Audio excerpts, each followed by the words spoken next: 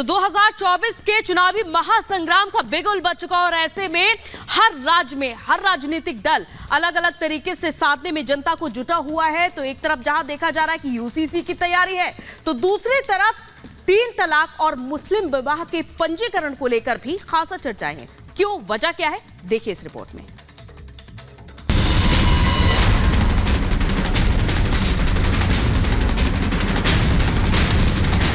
एक बार फिर से असम के मुख्यमंत्री हिमंता बिस्वा शर्मा सुर्खियों में हैं। वजह है मुस्लिम विवाह और तलाक पंजीकरण कानून। जी हां, जिसे असम के सीएम ने रद्द कर दिया है। जैसे जैसे 2024 के सबसे बड़े चुनावी महासंग्राम की घड़ी करीब आ रही है, वैसे वैसे सियासी बिसात भी बिछने लगी है। इन्हीं दांव पेंच के बीच देश में यूसीसी को लेकर गहमा गहमी तेज हो गई है। सबसे पहले उत्तराखंड में कानूनी रूप लेने के बाद यूसीसी अब दूसरे बीजेपी शासित राज्यों में भी बड़ा मुद्दा बन गया है। इसी कड़ी में असम की हिमंता सरकार ने बड़ा फैसला लिया है, जहां यूसीसी से ठीक पहले बाल विवाह को कानूनी संरक्षण देने वाले असम मुस्लिम विवाह और तलाक पंजीकरण कानून को रद्द कर दिया है। असम में यूसीसी की तैयारी के तौर पर देखे जा रहे हिमंता सरकार के इस फैसले को कैबिनेट ने शुक्रवार देर रात मुहर लगाई। असम की बीजेपी सरकार के इस कदम से व्यापक बदलाव होने वाले हैं। मुस्लिम विवाह और तलाक पंजीकरण अधिनियम रद्द होने के बाद असम में सभी शादियां स्पेशल मैरिज एक्ट के तहत होंगी। विवाह रजिस्ट्रार को मुआवजा दिया जाएगा। 2 लाख रुपए एक मुश्त मुआवजा मिलेगा। ब्रिटिश काल के इस कानून को रद्द कर राज्य में बाल विवाह पर अंकुश लगाने पर हिमंता सरकार के इस फैसले पर सियासत भी शुरू हो गई है। वो मुसलमानों को भड़का के अपना वोट वो लोग पोलराइज कराना चाहते हैं, जो मुसलमान नहीं होने देंगे। यूसीसी लाने का पहला स्टेप है ये जो कल जो ये असम में मुस्लिम मैरिज, लेकिन इसी के जरिए से बीजेपी गवर्नमेंट मर जाएगी असम में। मुसलमान शरीयत के ऊपर और कुरान के हुक्म के ऊपर चलेगा। एक्ट कितने ही बनाते रहे, एक्ट बनते रहेंगे। क्या मुसलमानों से ये कहा जाएगा कि निकाह मत करो, कोई और तरीका इस्तेमाल करो? बीजेपी सरकार एंटी मुस्लिम सरकार है। हेमंत बिस्वा शर्मा जी ने आसाम में जो लाया है ये कानून, ये तो संविधान का उल्लंघन है। टोटल मुसलमान विरोध सरकार है। इनको हमारे खाने पीने से नफरत है। पहले ट्रिपल तलाक का लेकर आ गए, अब ये मैरिजेस का लेकर आ गए। इनको किसी भी तरह से हमारी शरीयत के अंदर मदाखिलत करना है। जाहिर है विरोधी चाहे कितना ही विरोध करे, पहले धारा 370 और राम मंदिर के बाद यूसीसी बीजेपी का सबसे बड़ा एजेंडा है। जहां बीजेपी के पहले 2 एजेंडे पूरे हो गए हैं, ऐसे में अब पार्टी का पूरा फोकस यूसीसी पर है, जिसकी दिशा में काम शुरू हो चुका है। Bureau report, Republic Bharat. और अगली खबर संदेश खाली से, जहां पर महिलाओं ने विरोध किया। ममता सरकार के मंत्रियों का जमकर विरोध करती नजर आई महिलाएं, और साथ ही साथ उन्होंने मांग की है कि ममता सरकार शाहजहां शेख के खिलाफ कड़ी से कड़ी कार्रवाई करे। और हम कठपुतली नहीं, हम इंसान हैं। प्रधानमंत्री नरेंद्र मोदी से भी गुहार लगाई है कि कड़ी से कड़ी कार्रवाई की जाए। और लगातार ये देखा जा रहा है कि अब तक जहां एनएचआरसी की टीम कल पहुंची थी और उसके बाद टीएमसी का डेलीगेशन इन पीड़िताओं से बात करने के लिए पहुंचा, तो यहां पर इन महिलाओं ने विरोध किया है जमकर और ये भी कहा है कि हम कठपुतली नहीं, हम इंसान हैं। और इन्होंने मांग की है कि शाहजहां शेख को कड़ी से कड़ी सजा दी जाए। और ये तस्वीरें जब ममता सरकार की ये मंत्री इन महिलाओं से बातचीत करने के लिए पहुंचे थे और यहां पर इन महिलाओं ने इन मंत्रियों का जमकर विरोध किया है। हालांकि इससे पहले ये लगातार देखा जा रहा है कि शाहजहां शेख की गिरफ्तारी की मांग उठाई जा रही है।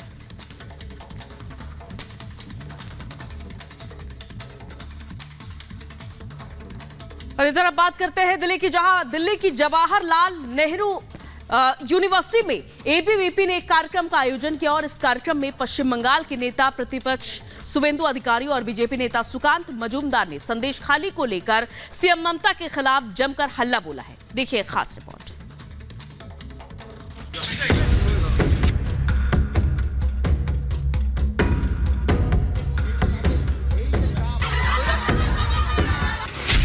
संदेश खाली पर बीजेपी का हल्ला बोल।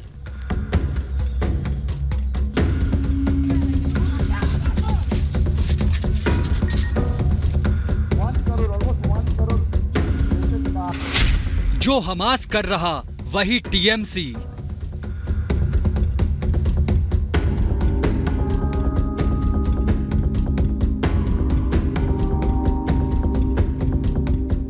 अखिल भारतीय विद्यार्थी परिषद ने दिल्ली की जवाहरलाल नेहरू यूनिवर्सिटी में टूटती चुप्पी नाम से एक कार्यक्रम का आयोजन किया। इस कार्यक्रम के दौरान बीजेपी नेता सुकांत मजूमदार ने ममता सरकार का काला चिट्ठा खोल दिया। कहा, संदेश खाली की महिलाओं का दर्द सुनकर मेरा खून खौल जाता है। एक पिता होने के नाते और लड़कियों का पिता होने के नाते मुझे लगता है अगर इस समय मैं नहीं मुंह खोलूं, मैं अगर प्रतिवाद ना करूं, इसके मुखालिफत ना करूं, तो आगे आने वाले समय में मेरे लड़की, मेरे बच्चे भी मुझ पे सवाल उठाएंगे। एक सबको इसके खिलाफ आवाज उठाना चाहिए। कार्यक्रम के दौरान पश्चिम बंगाल के नेता प्रतिपक्ष शुवेंदु अधिकारी ने ममता सरकार पर जमकर हल्ला बोला। कहा, ममता बनर्जी बंगाल में इब्राहिम लोधी मॉडल लेकर आई है। ये लोग बंगाल को भारत से दूर करने का काम कर रहे हैं। शाहजहां औरंगजेब बाबर का मॉडल है, जो मोहम्मद घोरी का मॉडल है, जो अफजल खां का मॉडल है, जो इब्राहिम लोधी का मॉडल है, ये मॉडल बंगाल में धीरे धीरे विस्तार करने ममता जी का संरक्षण में पूरा छा गया। पूरा बंगाल को देश से बाहर निकलने के लिए ये लोग काम कर रहा है। बीजेपी नेता सुकांत मजूमदार ने ममता सरकार की नाकामियों को सबके सामने खोलकर रख दिया। मजूमदार ने कहा कि आज शेख शाहजहां और शिबू हाजरा लोगों से जबरन वसूली करते थे, जमीनें हड़प रहे थे और ये सब ममता बनर्जी की आंखों के सामने हो रहा था। हम महिलाओं को मानते हैं कि ममता की मूर्ति है और हमारे मुख्यमंत्री की नाम तो ममता है, तो हम सोचे कि डबल डोज होगा, ज्यादा ममता होगी उनमें। लेकिन Mamata Banerjee inside the assembly वो क्या बोल रहे, शाहजहां ने कुछ नहीं किया, शेख शाहजहां ने कुछ नहीं किया। शुभेंदु अधिकारी ने ममता सरकार की तुलना हमास से की। कहा, जो काम हमास कर रहा है वही टीएमसी कर रही है। जो हमास ने कर रहा है वही काम बंगाल में कर रहा है और एक टुकड़े टुकड़े गैंग, देश विरोधी गैंग को संरक्षण ममता की सरकार दे रही है। पश्चिम बंगाल के संदेश खाली मामले पर बीजेपी लगातार ममता बनर्जी सरकार पर हमलावर है।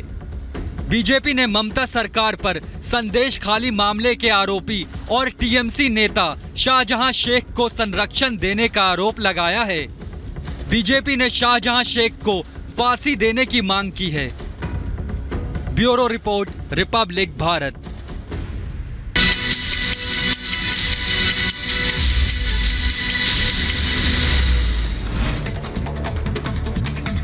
पीएम मोदी के गुजरात दौरे का आज दूसरा दिन। द्वारका मंदिर में पूजा अर्चना के बाद सुदर्शन सेतु का दौरा करेंगे। द्वारका को 4150 करोड़ की परियोजनाओं की सौगात देंगे। पीएम मोदी आज गुजरात